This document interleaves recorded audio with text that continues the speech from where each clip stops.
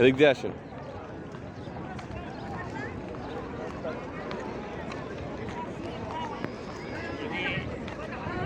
এই 70 জন সাহাবী যদি তখন জীবিত থাকতেন, 70 জন সাহাবীকে আল্লাহ তাআলা লক্ষ লক্ষ মানুষের মধ্যে এতজন নূর ঢালতে পারত, আল্লাহ নিয়ে নিয়েছেন।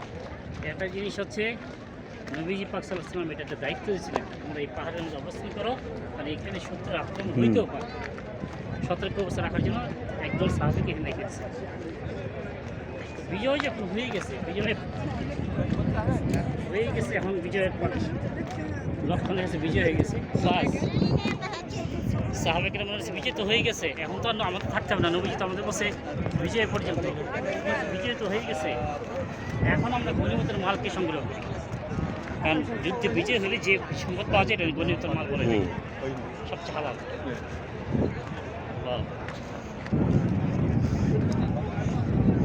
মনে করে গনিমতের মাল খোঁজা শুরু করছে, আর কাফেররা উৎপেতে বসেছিল, কোথাও খালি প্যাকেট দিচ্ছে, এখানে খালি হয়ে গেছে।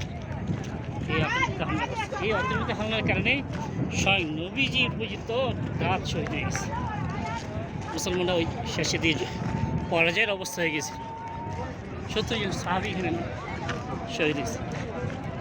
আল্লাহ على خاطر عندنا جبل أحد هذا جبل